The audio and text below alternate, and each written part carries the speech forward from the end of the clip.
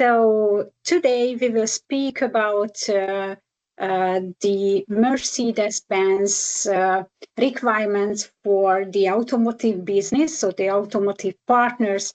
I hope so that everybody is a little bit familiar with the changes, with the new requirements in 2025. But if not, because it is not sure that everybody read the booklet itself or the volume itself, so that's why we will a little bit highlighting some points that which is where we have to put more focus now and in the future in 2026 than we did it in the past. Okay, so that's why we are here. So we will speak about the Mercedes-Benz special terms, which is valid since January in 2025.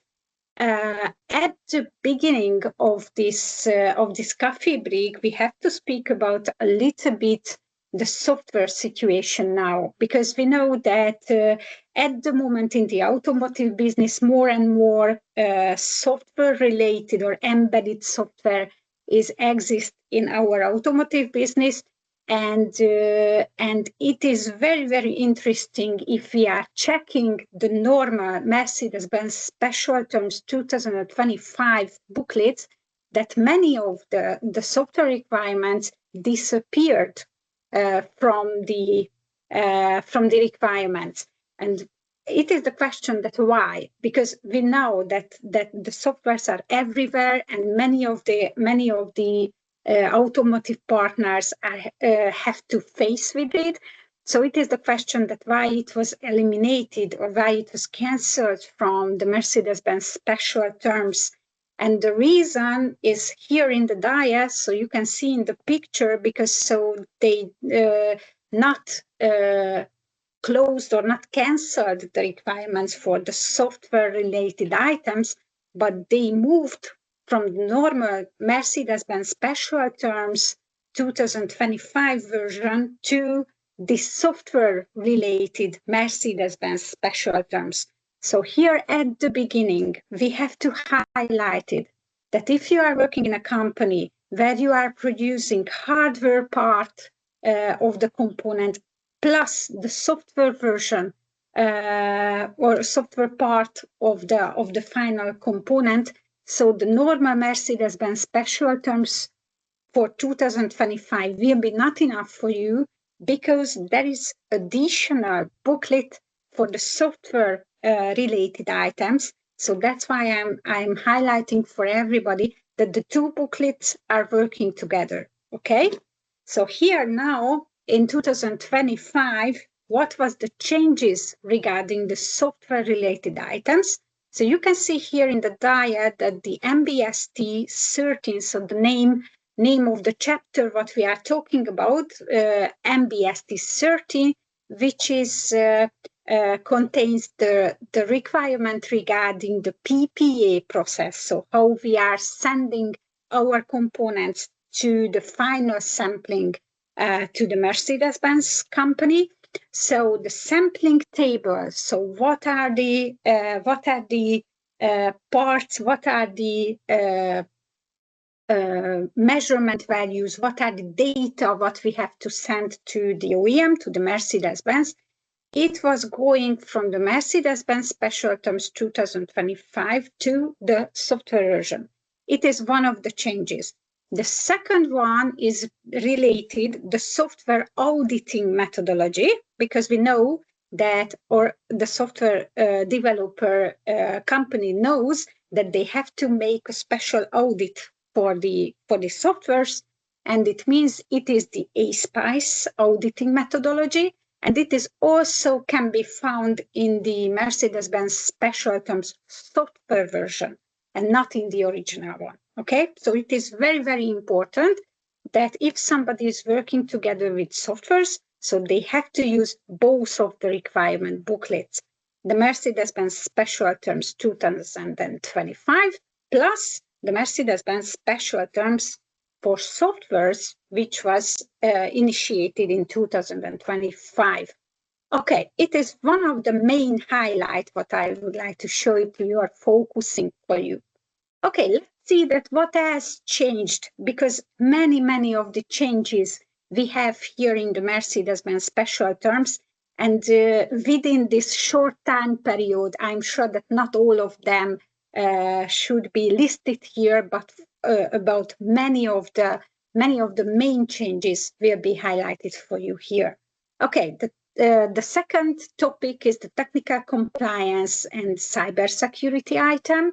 What you can see here, so in the MBST 35/14 chapter means for us that here we can find the general principles that how we have to do our project management, how we have to develop our products, our processes. And here what I have to highlight it to you, here is written that we as a supplier has to apply the VDE publication, in particular those relating to product conformity. It is a mandatory point now. So you can see the picture of the booklet here, so the VDE volume, which called product compliance, because it is listing all of the requirements what the suppliers has to follow and has to reach and has to prove to the supplier that they are reaching all of the requirements. It is very interesting booklet or volume for us as a supplier, because we know that many of the German car makers absolutely requires from the supplier side that they have to nominate a PSCR, the product safety and conformity representative in their organization. But Mercedes is a little bit different, because they were never wrote down this sentence that you as a supplier has to nominate a PSCR itself. But what they are proving here, that you have to do all of the task which is related to the PSCR. So it is not needed to nominate for an exist person, but the task which is defined, it has to be done. And that's why we have to follow the product compliance booklet or volume for the VDE QMC list, because here this red booklet contains all of the requirements, all of the tasks what the supplier has to follow. Okay, so it is very important that now you can see here that in the chapter 3 as an organizational requirements, they are defining that independent person at the senior management level should be in every supplier who will be responsible for the product compliance system.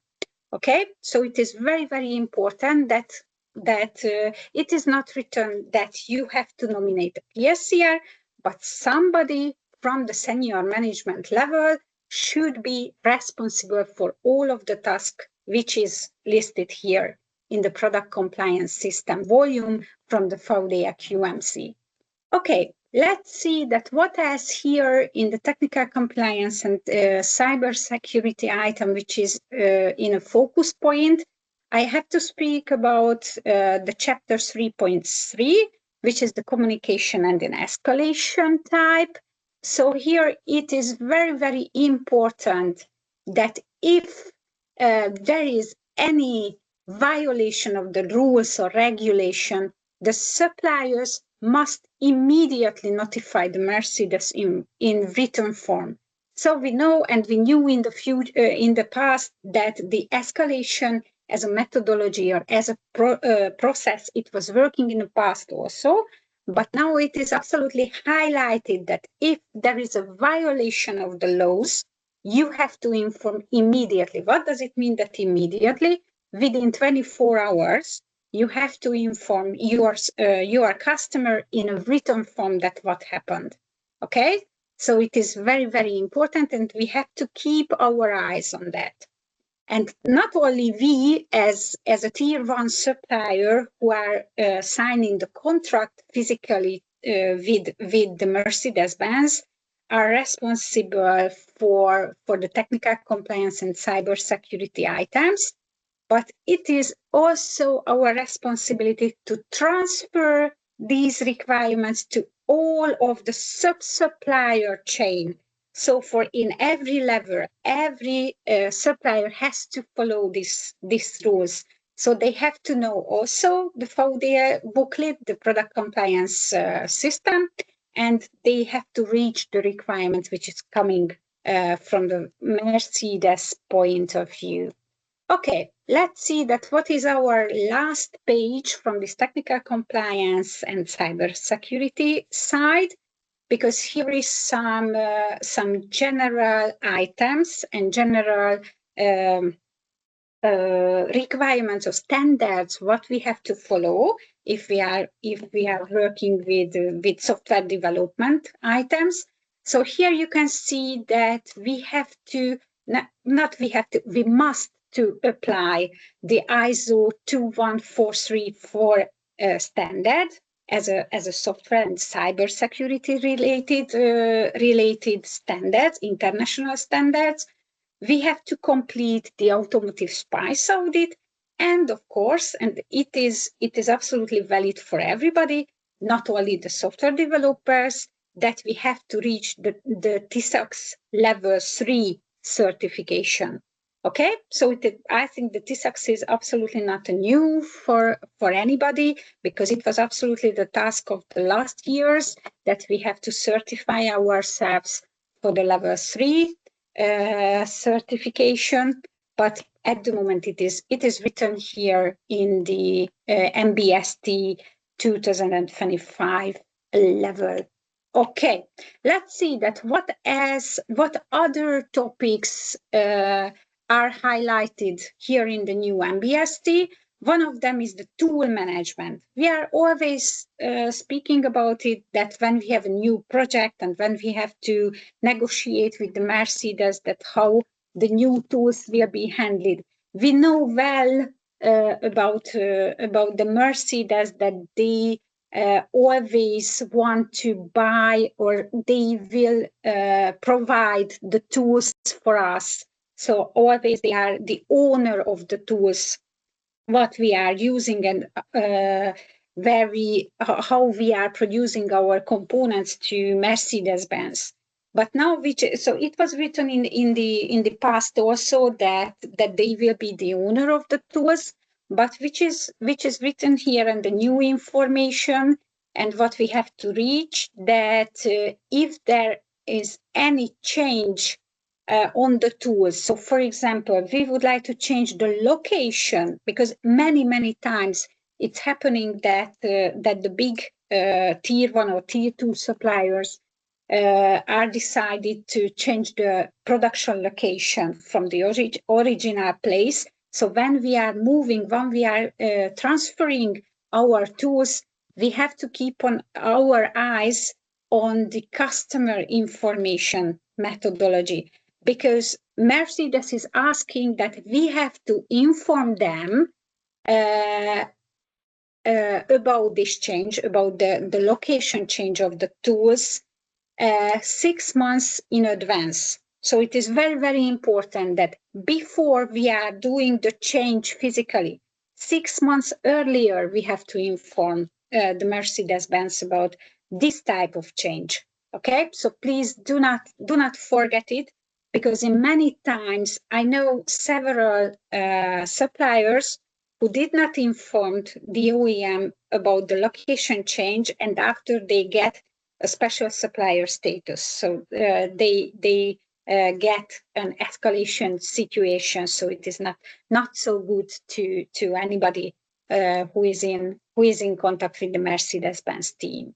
Okay, so if we are talking about the location change, we are talking about the project, so how we have to handle the project, how we are developing the softwares, how we are developing the product itself or the components itself. We have to speak about the PPA process, because there is also changes there. So we will listing one by one that what are the new changes. So regarding the production process and product approval, I think everybody knows this table, what I'm showing to you here. So here are the triggers for the PPA process. What are the topics? What are the triggers where we can inform the OEM that we would like to do a full or partially PPA process? It depends on that what kind of changes we have or what we have to ask from the customer as an approval. So now here in this table, there is one new topic here, and you can see it where the sign is in the dia. So it means that if you are changing the location, changing the production site, so what we discussed earlier regarding the tool management, it is also related to the product itself. So if in the production process, we would like to change our location. In this case, it's sure that it will be a new PPA process what we have to fulfill. And here is also the same rule that earlier, so 6 months earlier, we have to inform the Mercedes-Benz team regarding the production site change. Okay, so please take care that don't miss this due date, because if we are not informing the customer and after they will check that what is the situation with our production, and they will find that we changed the location and we did not inform them in time. So it can be a hard situation for us in the future, because we know that we can get escalation situation there. Okay, here is one more important item regarding the PPA process. It is not new, so it was absolutely in the MBST in the past also, but we have to always speak about the special characteristics. So we know that a little bit different the wording or the marking of the special characteristics at Mercedes-Benz side. So they are using the DS and the DZ or the DZ naming of the special characteristics. But the reason why we are talking about now, because the machine and the process capability values are higher in the Mercedes-Benz group than the normal VDE requirement, because we know that the standard VDE requirement says that we have to reach the 1.33 in case of PPK, PMK, or CPK. But now you can see here in the dia that it is different one, because in case of process performance index or machine performance index, we have to reach the 2.0. So the 1.33 is absolutely not enough. And it is the same situation with the long-term process capability items, because here is the requirement for CPK minimum 1.67. Okay, so the 1.33 is not enough. The CPK has to be bigger than 1.67. So that's why I highlighted it here, because during our IATF audits, when we are at automotive partners, a lot of times we found that not all of the colleagues are familiar with this requirement, that in Mercedes-Benz side, they have to reach a higher amount in case of process and machine capabilities. Okay. So as a last part of the PPA process, we have to speak one more item here, and it is the significant production run, what we are doing before we get the final approval from the customer. So it is a little bit different than the normal OEM processes, because in other OEMs, they are asking significant production run before the final sampling, and they will tell to us that maybe it is a 2 days production run, or it will be only between 4 and 8 hours long time. So it depends on the customer. But here at the Mercedes point of view, there is 2 typical and 2 focus points regarding the performance test, so the significant production run, because there is two main parts of the production run. So for the Mercedes, it is not enough if you are doing a performance test before the SOP. So here it is one part, it is the first part of the performance test. So you can see here that no later than 8 weeks before the SOP, we have to organize a production and a significant run, which is somewhere between 4 and 8 hours long time. But it is not enough. So it has to be successful. It is not a question. But the difference instead of the other OEMs here in the Mercedes side, that you have to do a delivery, you have to do a confirmation about the delivery capacity also. So there should be another production run before 8 weeks before the maximum capacity is reached. So it is very, very important, and it is written here that they will ask two parts of performance test. First is minimum 8 weeks before the SOP, and the second one, what we have to do, it is minimum 8 weeks before we reach our maximum capacity. And the other difference between these two performance test parts, the first one should be between 4 and 8 hour long production time.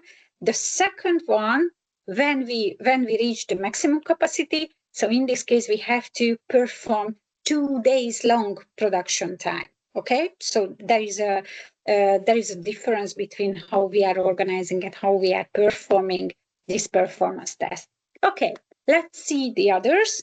I know that we have only some minutes, so we will solely only highlighting that which was changed in field failure analysis.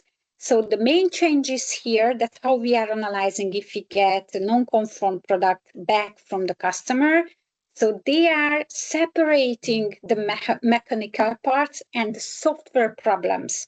So it is very, very important changes because the software should be also part of the field failure analysis. And we know that for so the VDA has a special booklet, a special volume for it, so we will not speak it in details, but you have to check that how they were separating the field failure analysis.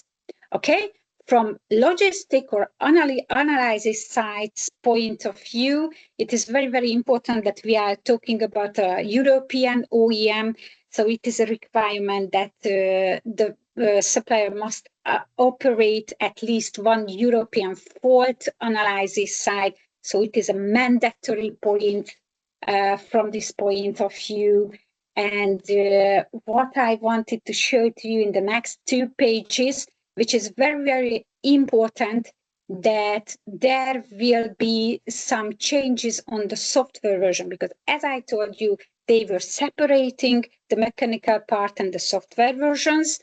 And for the softwares, there are different deadlines that how we are handling the software related claims. So you can see here that the due days or the deadlines, that within 7 days, we have to send our status feedback. Within 14 days, there should be ready the final determination. And if we have a priority case, in that case, this time limit is halved.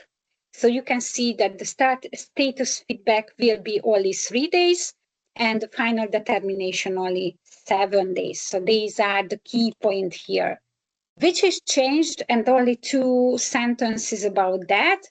If we have a new no trouble found situation, the cost calculation, that how they are calculated, the cost of the no trouble found issues, it was changed. So you have to check it in the MBST level, that what is the new acceptance rate and how they are calculating it. Okay, it is valid not only for the NTF processes, but for the warranty cost also. regarding the logistic department, there is also some changes. Here is only one sentence from my side that the remote data transfer is the newest requirement from their side. So the logistic department, I'm sure that they heard about it and they are working for it. And if we were talking about the cost some minutes ago, we have to speak about that. What kind of additional material cost should be in the project, should be in the serial life. So here, so it was also defined here in the MBST, but which changed now, that they were separated also, that which cost is belongs to the hardware part of the components and which is related to the softwares. So together, what I can tell to you that it is so the main changes are the software handlings. So how we are handling the software, it is absolutely separated now from the physical parts. So how we can handle, how we do the product development and how we are handling the serial conditions. Okay. So, and my last page is here because it is always part of the MBST. It is the sustainability and environment protection. So it is much more highlighted and focus point now in the automotive business, not only at Mercedes side. So you can see here that what kind of requirement we have to reach. So some highlights from here, that the principles of the United Nations Global Compact or as a minimum standards, we have to reach the International Labor Organization and so on and so on. So it is also very, very important because we know regarding the ESG requirements that we have to reach a lot of requirements, not only in the European Union, but worldwide also. Okay, so from my side, this is what I wanted to highlight. There is many new requirements in the Mercedes-Benz side.